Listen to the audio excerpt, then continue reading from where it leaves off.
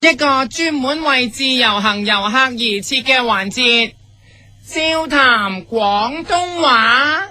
噔噔噔噔噔噔噔噔噔噔噔噔噔。大家好，我係你嘅節目主持人呢哈，我係夫人。好啦，今日又係教你廣東話嘅時間啦。今日要教你嘅廣東話，就係當你嚟香港行街嘅時候，發現啲香港人成日嘈喧巴閉，好煩，囉囉嗦嗦。咁廣東話點講呢？咁你冇有嘰嘰格格啊？未到啊？你冇有嘰嘰格格啊？好啦，開始啦。如果搭的士去街，落車嘅時候個司機話18個4，咁呢你就話不如咁啦，司機收18蚊啦。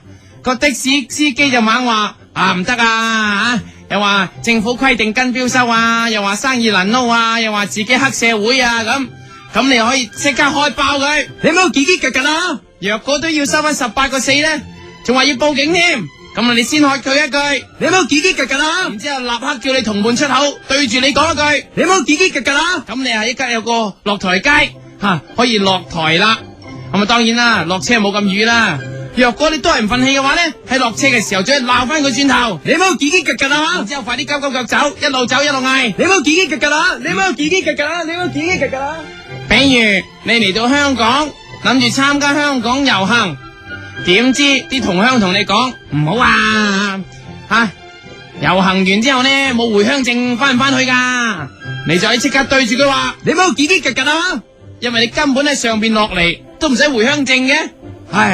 咁喺遊行嘅時候，就有其他唔遊行嘅市民想過馬路，點知遊行嘅人阻住一條路，搞到佢冇得行，咁喺度嘈喧巴閉啦，大聲咁鬧佢。你冇有嘰嘰格格啊？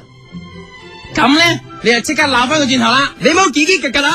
當然啦，佢又鬧翻你。你冇有嘰嘰格格啊？佢又鬧翻你。你冇有嘰嘰格格啊？互相鬧。你冇有嘰嘰格格啊？你冇有嘰嘰格格啊？你冇有嘰嘰格格啊？你冇有嘰嘰格格啊？因為行緊嘅關係，所以互相越嚟越遠啦。你冇有嘰嘰格格啊？你冇有嘰嘰格格啊？你冇有嘰嘰格格啊？越嚟越細聲。你冇有嘰嘰格格啊？好啦，行到一半，你先醒起香港有民主，關你四川干事，所以就嗱都係走好啦。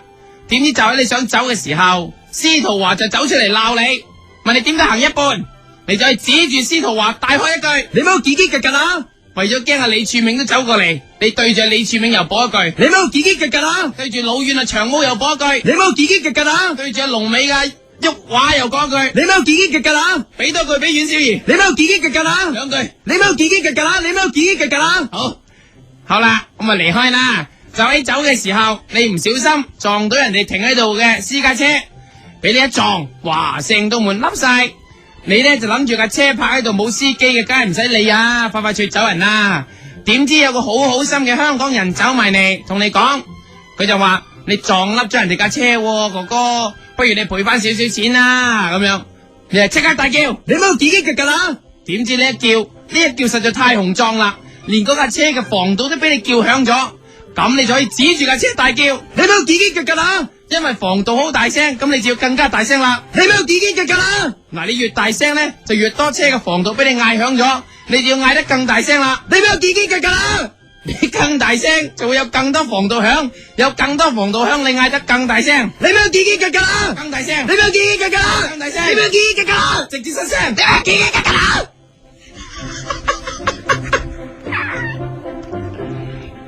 你用呢一句說話，你冇有嘰嘰格格啊？都用得相當之好啦。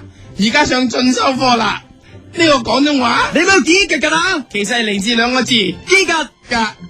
呢個字本身係單字，都係有效嘅，即係話你冇咁多嘰格啦。係啦，嗱，聽唔聽到？頭先呢唔係嘰嘰格格啦，就係嘰格啫。再聽一次，你冇咁多嘰格啦。嗱，咁樣用呢已經好夠噶啦。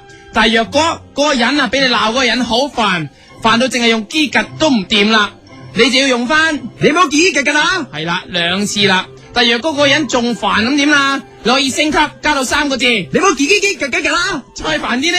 你冇嘰格格格啦。再煩啲呢？你冇嘰格格啦。最煩到數唔到呢？你冇嘰